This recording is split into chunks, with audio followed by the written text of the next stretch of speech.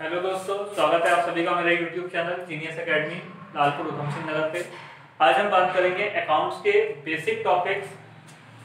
Accountancy क्या है, accountancy में अकाउंट्स के यूजर कौन कौन से हैं, बुक कीपिंग और अकाउंटेंसी में क्या डिफरेंस है, और अकाउंटिंग के कॉन्सेप्ट्स क्या हैं, कन्वेंशंस क्या हैं और पॉलिसी क्या है। इतने सारे टॉपिक पे मैं आपके साथ डिस्कस करूंगा, लेकिन एक सीरीज में वीडियो की क्लास की लेंथ को देखते हुए ये सारे टॉपिक्स मैं एक साथ नहीं लूंगा, बल्कि इस सीरीज में मैं आपको एक एक करके ये वीडियोस देता जाऊंगा, ये क्लासेस देता जाऊंगा ताकि आप देखते जाएं। तो सबसे पहले मैं आपके साथ डिस्कस करूंगा अकाउंटिंग की डेफिनेशन पे। अकाउंटिंग है क्या? तो जैसा कि हमारे सामने है, accounting is an art of recording, classifying and summarising in a significant manner and in terms of money, transaction and events which are in part at least of financial character and interpreting the result thereof। ये accounts की definition है जो रटने में काफी हमारे लिए difficult हो जाती है, और अगर हम रट भी लेते हैं तो हमको इसका meaning अगर clear नहीं है, ये definition क्या बता रही है हमारे को, तो भी हमारे लिए इसका कोई benefit नहीं है। तो आइए समझते हैं कि इस definition में क्या बताया गया है, accounts है क्या। तो देखिए, सबसे पहले इन्होंने बताया कि अकाउंटेंसी या accountancy is an art. Accounts क्या है? ये एक आर्ट है। मैं इसको आपको सिंपलीफाई मेथड में समझाता हूं। देखिए, अकाउंटेंसी इज एन आर्ट, ये एक आर्ट है। ये आर्ट क्या फंक्शन परफॉर्म करती है? तो देखिए, ये आर्ट तीन फंक्शन परफॉर्म करती है। सबसे पहले उन्होंने कहा कि रिकॉर्डिंग करती है, क्लासिफाई करती है एंड समराइज करती है। इस आर्ट में, इस अकाउंटिंग के इस फंक्शन में हम तीन चीजों को कवर करेंगे। सबसे पहले ये आर्ट क्या परफॉर्म करती है, तो इस आर्ट के अंदर हम तीन चीजों को देखेंगे। वो तीन चीजें क्या है? तो वो तीन चीजें हैं, accountancy is an art of recording, classifying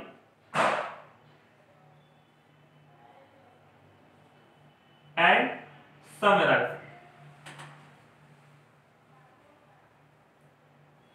अब रिकॉर्डिंग क्या होती है, क्लासिफाइंग क्या होता है, समराइज क्या होता है, तो इसको हम समझते हैं। तो देखिए, सबसे पहले रिकॉर्डिंग। रिकॉर्डिंग का ये जो फंक्शन है, इसका मतलब है कि हम अपने जितने भी ट्रांजैक्शन और इवेंट्स हो रही है, इनको एक जगह पे रिकॉर्ड करते हैं। इस रिकॉर्डिंग को हम कहां परफॉर्म करते हैं अपने अकाउंट पे? तो हमने एक चैप्टर पढ़ा है, दैट इज जर्नल, या हम पढ़ेंगे जर्नल। ये जो जर्नल का फंक्शनिंग है, ये हमारे सारे ट्रांजैक्शन को और इवेंट्स को हम क्या करते हैं, यहाँ पर रिकॉर्ड करते हैं।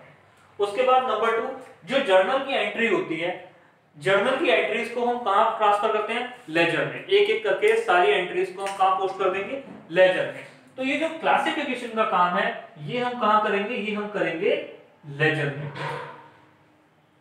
और सारे लेजर के आफ्टर अ पर्टिकुलर टाइम, चाहे वो फाइनेंशियल ईयर की एंडिंग हो या फिर हमारा मंथ एंडिंग हो, मंथ एंडिंग के बाद हम इनके बैलेंस निकालते हैं, और उस बैलेंस से हम क्या बनाते हैं? Trial balance. ट्रायल बैलेंस हमारा बनके तैयार हो जाएगा। तो तीन चीजें अकाउंटिंग में हमने कवर की। Accounting is an art of recording, classifying and summarising. Recording के लिए हमने जर्नल, क्लासिफिकेशन के लिए हमने लेजर एंड समराइजिंग के लिए हमने ट्रायल बैलेंस बनाना है। अब सवाल ये उठता है कि ये आर्ट तीन फंक्शन परफॉर्म तो करेगी, रिकॉर्डिंग का, क्लासिफाई का और समराइजिंग का, लेकिन क्या रिकॉर्ड करेंगे हम, क्या क्लासिफाई करेंगे? तो उसका आंसर आगे मिलता है हमको। तो देखिए क्या है, accounting is an art of recording, classifying and summarising in a significant manner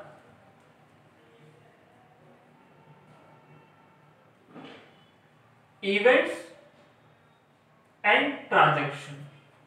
यहां हमारे सामने दो और बातें आ जाती हैं कि अकाउंटिंग के अंदर रिकॉर्डिंग, क्लासिफाई, समराइजिंग हम एक सिग्निफिकेंट मैनर में करेंगे और ट्रांजैक्शन और इवेंट को करेंगे। आइए इनको समझते हैं क्या है। तो देखिए, इन्होंने कहा accounting is an art of recording, classifying and summarising in a significant manner.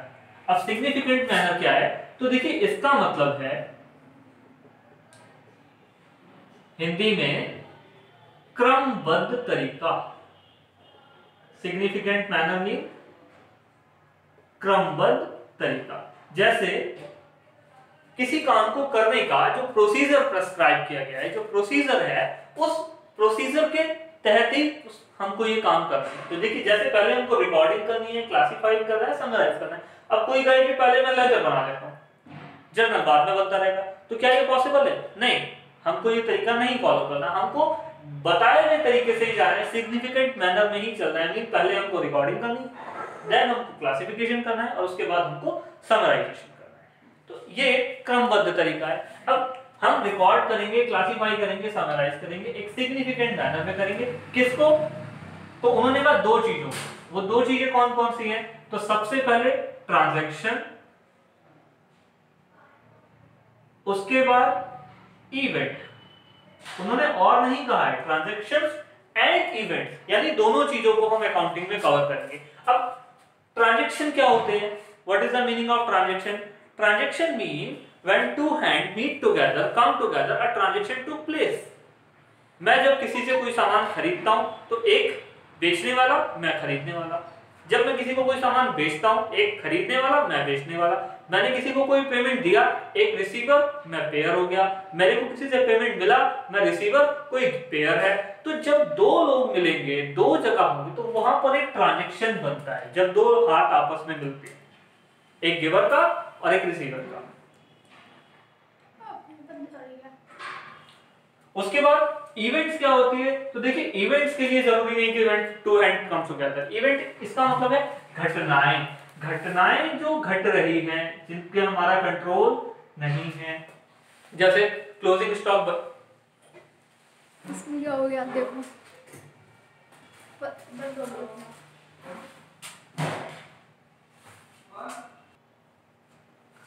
तो इवेंट्स का मतलब क्या है? इवेंट्स मीन घटनाएं, जैसे क्लोजिंग स्टॉक का बचना, आग लगना, इस तरह की, माल का ना बिक पाना, माल का सड़ जाना, चूहों ने कुतर दिया। इवेंट्स में भी प्रॉफिटेबल, इवेंट्स में भी हार्मफुल, ये कुछ भी हो, तो ऐसी कोई भी इवेंट्स हमारे लिए रिकॉर्डिंग के लिए एलिमेंट्स है, इसको भी हमने रिकॉर्ड करना है। तो फिर से एक बार गो थ्रू करते हैं डेफिनेशन को। हमने कहा अकाउंटिंग एक आर्ट है जो रिकॉर्डिंग करेगी, क्लासिफाई करेगी और समराइज करेगी। किसको? उन्होंने कहा इवेंट्स को और ट्रांजैक्शन को। कैसे? एक सिग्निफिकेंट मैनर में। अब फिर से एक क्वेश्चन अराइज हुआ, कौन से ट्रांजैक्शन एंड कौन से इवेंट? तो उन्होंने इसका फिर से आंसर दिया, कहते हैं accounting is an art of recording, classifying, summarising in a significant manner. और इसका आंसर हुआ कौन से ट्रांजैक्शन और इवेंट? तो उन्होंने कहा इन टर्म्स ऑफ मनी। ऐसी इवेंट्स, ऐसी ट्रांजैक्शन जिनको मनी में बताया जा सकता है, उनको हमने रिकॉर्ड करना है। इन टर्म्स ऑफ मनी का मतलब क्या हुआ? अगर किसी चीज की वैल्यू मनी में बताई जा सकती है, तभी हम उसको अकाउंट्स में रिकॉर्ड करेंगे। तब अगर कोई चीज मनी में डिफाइन नहीं की जा सकती, तो वो हमारी अकाउंट्स में एंटर नहीं करेगी। जैसे किसी कंपनी का ओनर उस कंपनी के लिए क्या वैल्यू रखता है, इसको हम मनी की लैंग्वेज में बता नहीं सकते। उसी का माइंड है, वही सब कुछ कर रहा है, उसी की वजह से कंपनी चल रही है। अगर वो वहां ना हो तो शायद हालात अलग होंगे। तो वो एक इंपॉर्टेंट पर्सन है। जैसे हम देख सकते हैं स्टीव जॉब्स की एप्पल के लिए क्या कीमत है, अंबानी की रिलायंस के लिए क्या कीमत है, एक अलग ही वैल्यू है। लेकिन क्या हम इनको इनकी बैलेंस शीट में ला सकते हैं? पॉसिबल नहीं है, ये अपनी बैलेंस शीट में नहीं आ सकते। क्यों? क्योंकि एक ह्यूमन बीइंग की कीमत मनी में डिफाइन नहीं की जा सकती। अगर मनी में कीमत नहीं डिफाइन की जा सकती तो बैलेंस शीट में नहीं आ सकती। तो इस तरह से इंपॉर्टेंस है इन टर्म्स ऑफ मनी की। और उसके बाद फिर से एक क्वेश्चन कि समझ में आ गया हमें कि अकाउंटिंग एक आर्ट है, रिकॉर्डिंग करेगी, क्लासिफाई करेगी और समराइज करेगी एक सिग्निफिकेंट मैनर में। किसको? इवेंट्स और ट्रांजैक्शन को। कौन से इवेंट्स और ट्रांजैक्शन को? जिनको मनी में डिफाइन किया जा सकता है इन टर्म्स ऑफ मनी। एक जो और इंपॉर्टेंट बात है वो ये है कि ऐसे इवेंट्स और ट्रांजैक्शन ही हमने रिकॉर्ड करने हैं जो फाइनेंशियल कैरेक्टर के हो। अगर कोई events and transaction financial character का नहीं है तो उसको हम अपनी बुक्स ऑफ अकाउंट में नहीं लिखेंगे। फाइनेंशियल कैरेक्टर का मीनिंग क्या है यहाँ पर? कि वो मेरे बिजनेस से रिलेटेड ही होना चाहिए। अगर कोई चीज मेरे बिजनेस से रिलेटेड नहीं है, भले ही वो इवेंट और ट्रांजैक्शन भी है, भले ही उसकी मनी भी कितना कीमत भी बताई जा सकती है, लेकिन वो मेरे बिजनेस से अगर रिलेट नहीं करती है तो मैं उसको अपनी बुक्स ऑफ अकाउंट में एंटर नहीं करूंगा। फॉर एग्जांपल 1 लाख रुपए का ट्रांजैक्शन हुआ, एक सेल हुई 1 लाख रुपए की, 1 लाख रुपए एक मॉनेटरी वैल्यू है, यस। सेल हुई, ट्रांजैक्शन है, यस। इसको रिकॉर्ड, क्लासिफाई, समराइज किया जा सकता है, यस। लेकिन क्या मैं करूं? यस। लेकिन अगर वही सेल पड़ोसी की दुकान में हुई हो, मेरी मेरी शॉप पे ना होकर के पड़ोसी की शॉप पे हुई है, तो क्या मैं उसको लिखूंगा? नो। क्यों? क्योंकि वो मेरे लिए फाइनेंशियल करेक्टर नहीं है, मेरे से रिलेटेड नहीं है। अगर मेरे बिजनेस प्रेमिसेस में आग लगती है और लॉस होता है तो मैं रिकॉर्ड करूंगा, यस, ऑब्वियसली करूंगा।